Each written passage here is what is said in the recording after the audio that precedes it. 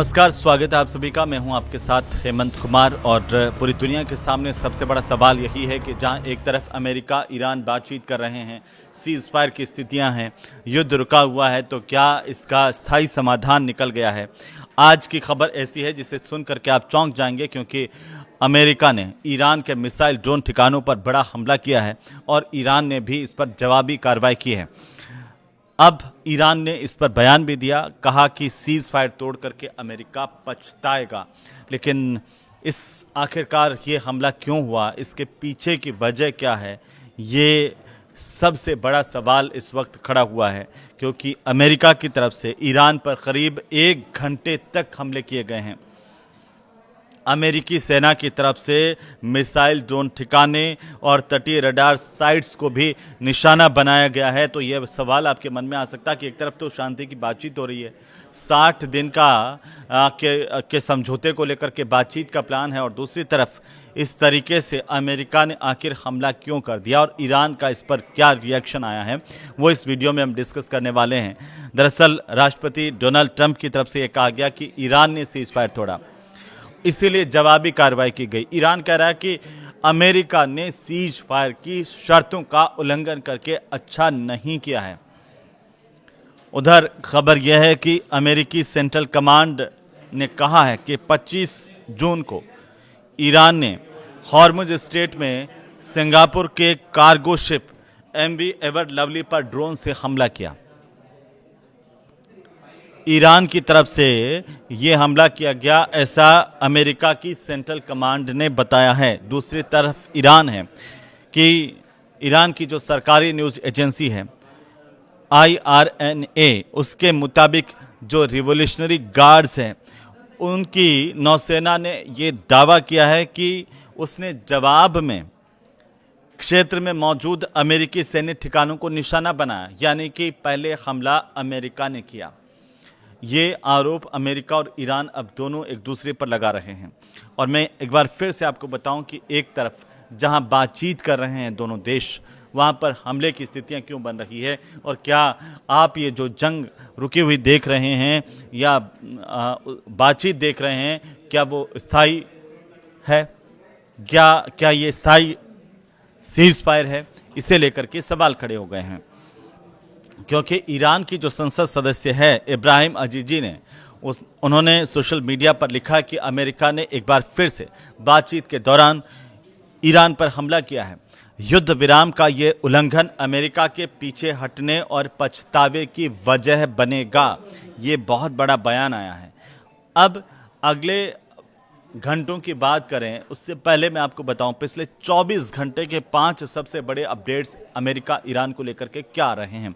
क्योंकि सबसे बड़ी बात यह है कि नाटो देशों पर ईरान का निशाना है, और ईरान ने आरोप लगाया कि अमेरिका और इजराइल के हमले में साथ देने वाले जो नाटो सदस्य हैं, ऐसे देश उनको जवाबदेह ठहराया जाना चाहिए। विदेश मंत्रालय की तरफ से ईरान के विदेश मंत्रालय ने यह कहा कि इन देशों को यह बताना चाहिए कि उन्होंने इस सैन्य कार्रवाई का समर्थन क्यों किया। दूसरी सबसे बड़ी बात 24 घंटे में यह हुई कि हॉर्मुज पर जहाज पर हमला हुआ है हॉर्मुज में, और समुद्री सुरक्षा को लेकर के फिर से बड़े सवाल खड़े हो गए हैं।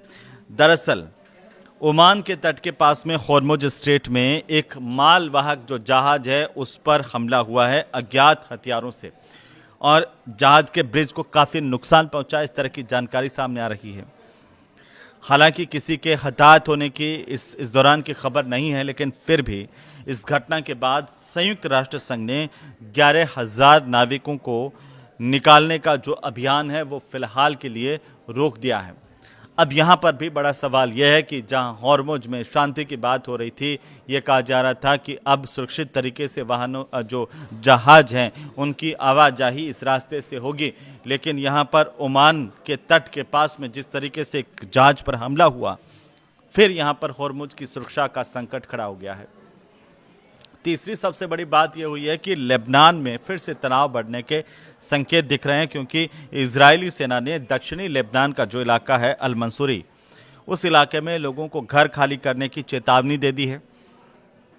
हिजबुल्लाह के प्रमुख नईम कासिम हैं, उन्होंने ये कहा कि इजराइल को लेबनान की पूरी ज़मीन से बिना शर्त हटना होगा और संगठन किसी भी हालत में इजराइल से रिश्ते सामान्य नहीं करेगा। ये हिजबुल्लाह की तरफ से कहा गया है। तो ऐसे में वहाँ पर शांति कैसे स्थापित होगी? अगर लेबनान में शांति नहीं है तो क्या इसका असर पूरे मिडिल ईस्ट पर पड़ना तय है? ये बहुत बड़ा सवाल है। चौथी बड़ी बात क्या हुई है पिछले 24 घंटों में? वो यह हुई है कि ईरान और अमेरिका, ये दोनों देश हैं, इनकी समझौते की दिशा में बातचीत लगातार हो रही है और अच्छी बात यह है कि बातचीत सकारात्मक तरीके से आगे बढ़ती हुई नजर आ रही है, क्योंकि अमेरिका और ईरान के बीच में तकनीकी स्तर की बातचीत पूरी हो गई है। दोनों देशों ने 4 संयुक्त कमेटियां आपस में बनाने और 60 दिन में एक अंतिम समझौते पर पहुंचने, अंतिम समझौता करने के लिए एक रोडमैप तैयार करने पर आपस में सहमति बनाई है। यह अच्छी बात है। रूस ने भी इसे लेकर के ये बयान दिया, कहा कि अंतिम समझौता होने पर संयुक्त राष्ट्र सुरक्षा परिषद में उसका वो समर्थन करेगा। ये रसिया की तरफ से कहा गया है। वहीं परमाणु कार्यक्रम पर क्या हुआ है और तेल बाजार के हाल क्या है, ये हर कोई जानना चाह रहा है। खासतौर पर भारत के लोग ये अमूमन जानना चाहते हैं कि आखिर तेल बाजार में क्या चल रहा है, क्योंकि क्या वहाँ पर तेल बाजार में क्रूड ऑयल की कीमतें गिर रही हैं, स्थायी हैं या बढ़ रही है, और अगर कीमतें गिरती हैं तो भारत के तेल बाजार में इससे का असर क्या होगा, इस पर सबकी नज़र होती है। मैं आपको बताऊं कि IAEA की तरफ से यह कहा गया है कि उसकी टीम जल्द ही जो ईरान के परमाणु ठिकाने हैं उनका निरीक्षण करेगी। दूसरी तरफ हॉर्मुज के इलाके में तनाव के चलते कच्चे तेल की कीमतों में एक बार फिर से तेज़ी देखी जा रही है। तो आप ये मान के चलिए कि अभी स्टेबल नहीं है तेल की कीमतें, खासतौर पर क्रूड ऑयल को लेकर के हम बात करें, जबकि भारत की तरफ से जो कमर्शियल LPG की सप्लाई है उस पर तमाम तरह की जो पाबंदियां युद्ध के दौरान लगाई गई थी, वो पाबंदियां हटा करके आपूर्ति पूरी तरह से सामान्य करने का फैसला किया गया है। लेकिन जो अभी अभी अपडेट आ रही है वो मैं आपको बताऊं कि लेबनान पर इजराइल का कब्जा करने की जानकारी भी सामने आ रही है, और कहां कहां आखिरकार लेबनान और इजराइल के बीच में ये जो प्रतिद्वंदिता चल रही है, युद्ध चल रहा है, उसमें समस्याएं आती नज़र आ रही है। तो एक बड़ा हिस्सा है जहां पर इजराइल ने कब्जा किया है और युद्ध यहां पर थमता हुआ नज़र नहीं आ रहा है। लेबनान और इजराइल के मामले को लेकर के अभी और इंतज़ार करना होगा। लेकिन फ़िलहाल हम आपको बता दें कि हॉर्मुज पर जिस तरीके से नियंत्रण दिखाने की कोशिश में दोनों जुटे हुए हैं, अमेरिका और ईरान, और यही वजह है कि हॉर्मुज पर अब लगातार अभी भी जो सुरक्षा है जहाज़ों की, उसको लेकर के संकट के बादल मंडरा रहे हैं। मैं आपको बताऊं कि जो एक्सपर्ट हैं उनका ये मानना है कि ईरान अमेरिका दोनों ये आपस में दिखाना चाहते हैं कि हॉर्मुज स्ट्रेट पर नियंत्रण रखने और वहाँ पर गतिविधियों को प्रभावित करने की जो क्षमता है वो उनके हाथ में है। अमेरिका भी यही दिखाना चाहता है पूरी दुनिया को, ईरान भी यही दिखाना चाहते हैं, और हर कोई ये जताने की कोशिश में है कि हॉर्मुज के दादा हम हैं, और यहाँ से जो गुजरेगा वो हमसे परमिशन लेके गुजरेगा। ये अमेरिका भी कह रहा है, ईरान भी कह रहा है। और इसी वजह से ये जो हालिया तनाव है, जहाँ पर हॉर्मुज में भी जहाज पर हमले होने की खबरें आ रही है, वो इसी वजह से आ रही है, ये एक्सपर्ट्स का मानना है। और ये भी बता रहा कि ईरान और अमेरिका के बीच में जो MOU है वो बेहद नाजुक स्थिति में है अभी भी, और किसी भी समय आप टूट सकता है। इस तरह की आशंकाएं एक्सपर्ट्स की तरफ से जताई जा रही हैं। अंतर्राष्ट्रीय मीडिया में जिस तरह की खबरें चल रही हैं, आपको बताएं कि दोनों देशों के हित में यही है कि हालात युद्ध में नहीं बदलें, इसको लेकर के दोनों देश काम करें। जो विशेषज्ञ हैं वो ये चाहते हैं, उनकी राय भी यही है। हालांकि बातचीत के साथ साथ अगले 60 दिनों पर सबकी नज़र है कि इस तरह के तनावपूर्ण घटनाक्रम बार बार देखने को मिल सकते हैं बातचीत के दौरान, लेकिन बातचीत नहीं रुके, बातचीत टूटे नहीं, ये बहुत महत्वपूर्ण बात होगी। अगर ऐसा नहीं हुआ तो हो सकता है कि अंतिम स्तर तक बातचीत पहुंचे और मिडिल ईस्ट में शांति पूरी तरह से बहाल हो जाए। लेकिन अभी जो जानकारी आज आई उसके मुताबिक लेबनान और इजराइल के समझौते के विरोध में बेरूत में भी रैली हुई है। जो लेबनान की राजधानी है बेरूत, वहाँ पर हिजबुल्लाह समर्थक जो है वो इजराइल और लेबनान समझौते के विरोध में सड़कों पर प्रदर्शन करते हुए देखे गए हैं। हिजबुल्लाह के जो समर्थक हैं उन्होंने सड़क जाम करने की कोशिश भी की है और कई जगह पर आग लगा कर के टायरों में प्रदर्शन किया है। और सड़क जाम भी हुई है, लोगों को आवाजाही में परेशानी भी हुई है। लेकिन अमेरिका इस पूरे हमले को लेकर के क्या कह रहा है कि आखिर किसने सीज़फायर इस वक्त तोड़ा है, जब दोनों देशों के बीच में 60 दिन की बातचीत चल रही है। तो ईरान के विदेश मंत्रालय का एक बयान आया है अभी अभी, वो मैं आपको बताता चलूँ कि ईरानी सेना ने अमेरिका से जुड़े जो ठिकाने हैं उन पर हमला किया है।